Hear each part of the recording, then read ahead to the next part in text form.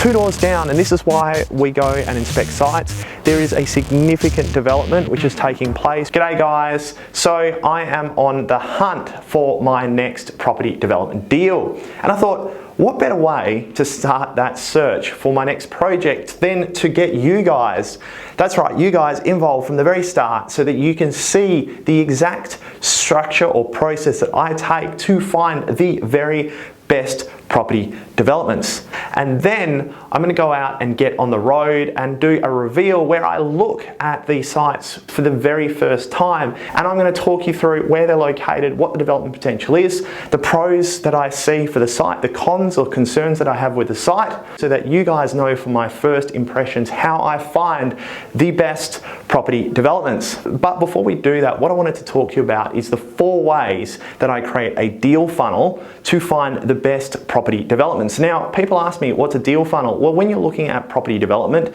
it's not like you can just turn up on the day and find an awesome site.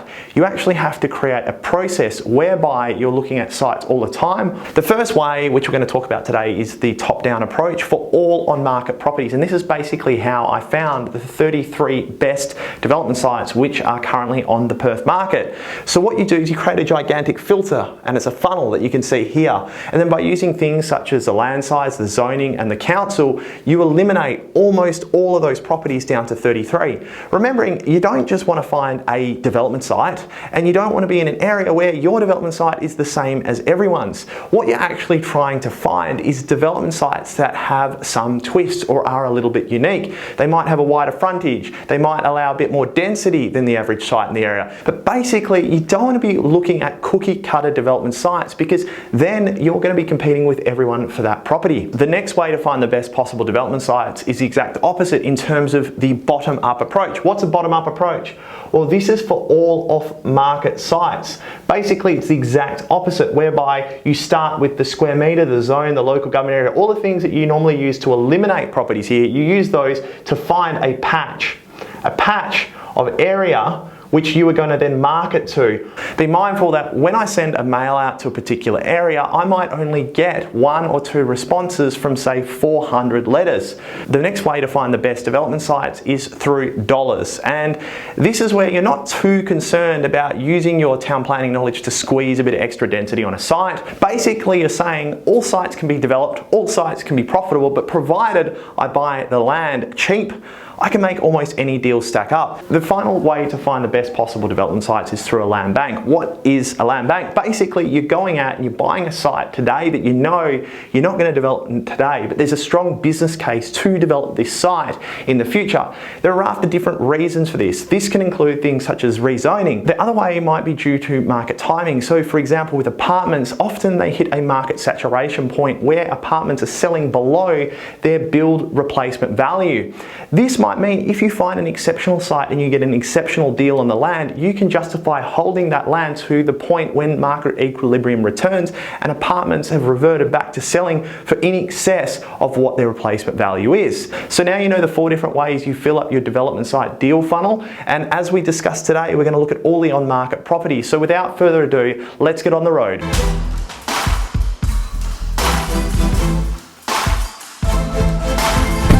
It's not a good start. I put in the wrong address.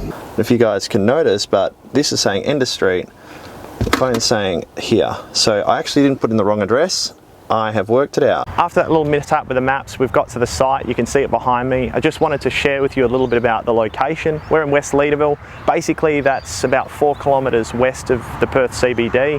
The property behind me is 650 to 700 square metres. It's zoned R40. That density allows you to put, say, 3 terrace townhouses on it, or 4 or 5 masonette apartments to a maximum height of 2 stories. The first thing I notice about the property is it's got a Vincent Street address, which means that it's quite busy, but it's actually set behind a park, so the actual address being on Vincent Street doesn't detract from the location that much. The other thing which I like about this property is that it's a corner block. This is good for 2 reasons. Firstly, the setbacks will allow you to increase the amount of building area on the property when you compare it to a side-by-side lot. Also, for the units, in terms of the design aesthetics, you'll be able to orientate more of the units to a street front. Quickly looking at it, some of the things which I don't like, there is slope and fall, but the main concern I have is the verge trees. There's 3 verge trees on that side of the property, which really limits the access that you can get to the property. You can't exactly put in any crossovers and take down those verge trees. Reflecting on the location, I don't think we're going to be able to do terrace townhouse due to the verge trees. So this feasibility is going to have to be done on 4 or 5 apartments in this location. This is where the fall comes into the advantage, because what we can do is, rather than providing basement parking or undercross parking, we can excavate into the site where the existing crossover is at the lowest point, and then we can build the apartments above it. This limits the site and earthworks costs and retaining for a basement, but it also allows the apartments to be elevated. And with this particular location, you actually have views over the park and you have views towards Lake Munga. So this would be quite advantageous in terms of resale point of view. So let's get on to the next property.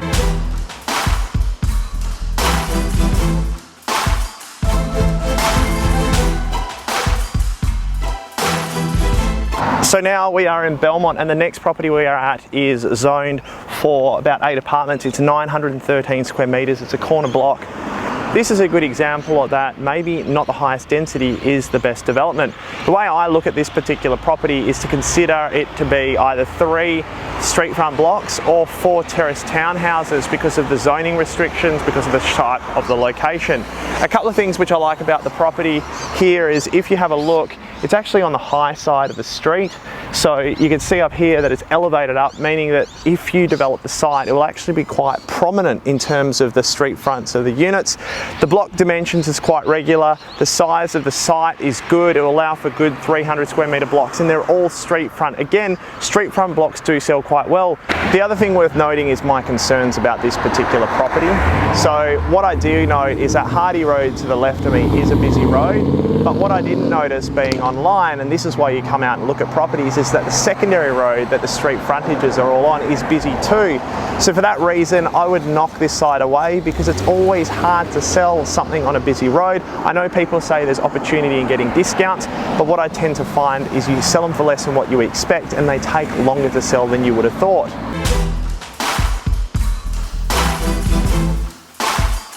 Caputo! Hey mates, you're on film! See, all real estate agents should invest in a good car, because then everyone notices you.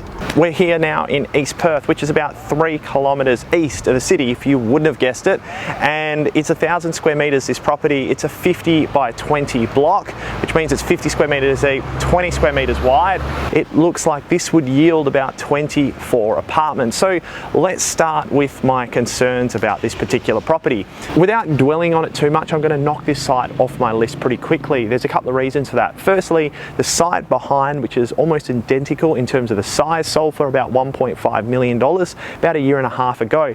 The market for apartments hasn't got any better, and this is asking $2 million. The second thing is the type of development you're doing here is 25 apartments. Now in East Perth, there are a lot of apartments which are selling below replacement value. So if you're going to be trying to sell brand new apartments and collect a premium for it when next door is selling under replacement value, it's going to be hard to make a development premium. And finally, 2 doors down, and this is why we go and inspect sites, there is a significant development which is taking place, which is townhouses and apartments, and that developer will need pre-sales to progress their project. If I'm competing against a big project there, and I'm also competing against properties that are selling below replacement value, there is not a lot of likelihood that I'll have a solid pre-sales market. And for those 3 reasons, let's get on to the next property.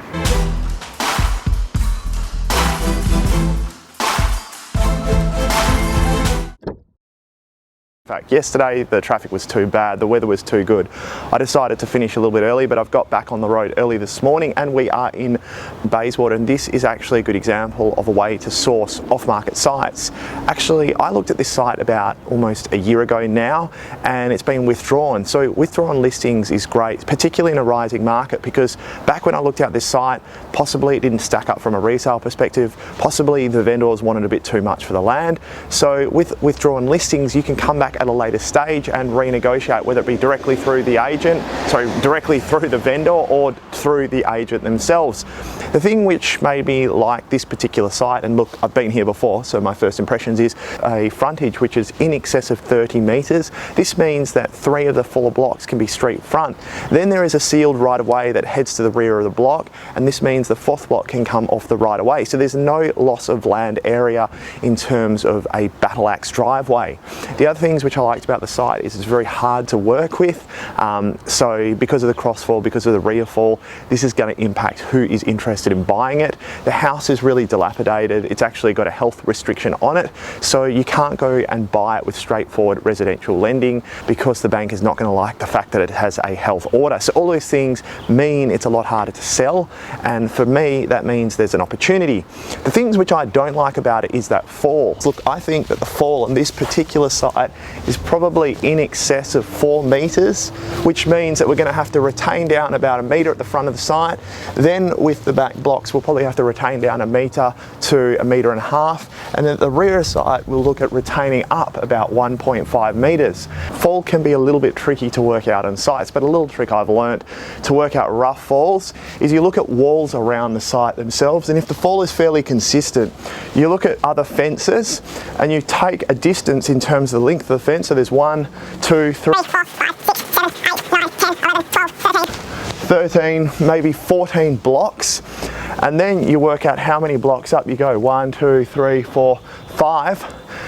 And by working out the length of the blocks and by working about how high those blocks go to maintain the consistency, you're then able to estimate roughly how much fall there is per a distance, and then you're able to apply that distance down the length of the site when you go back and look at your measurements. The other thing which makes this area a little bit complicated is it's close to the river, and being close to the river you have to be careful with looking at the clay in the soil. Now, I don't have as much concerns with this particular site because it's actually on the crest of a hill, so for that reason I think that it's elevated and it will most likely be sand, but I can find that out pretty quickly in due diligence with the geotech report.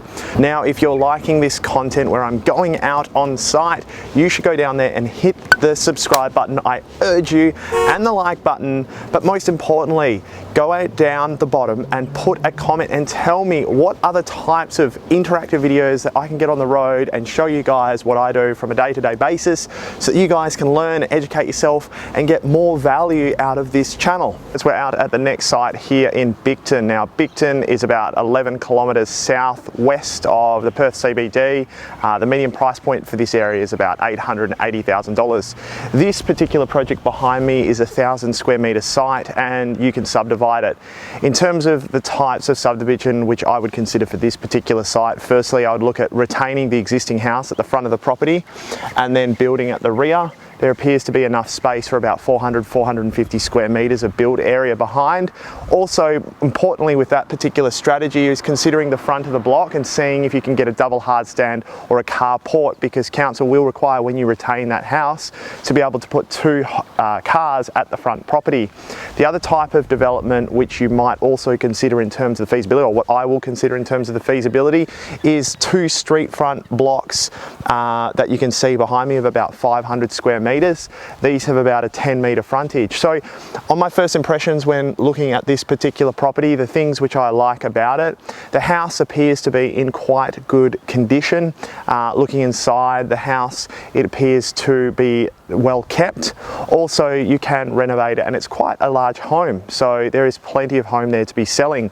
The other thing which is interesting is the 4th bedroom comes off a living area, and it's quite easy to remove that 4th bedroom and give the back block more space, which increases your resale value. It also means this becomes a 3x2, which is still an in-demand property for the area.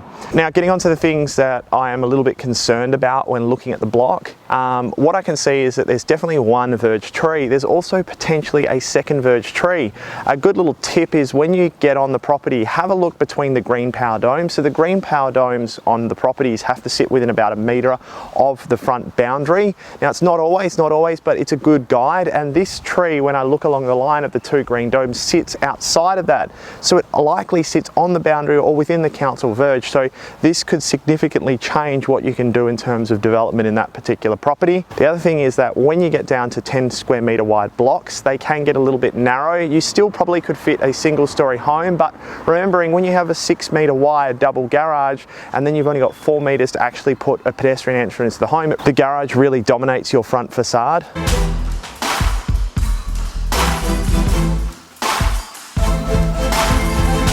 I am at the final property. You can see me behind the power line, and this one is a corner block located in White Gum Valley. White Gum Valley is about 15 kilometres southwest of the Perth CBD.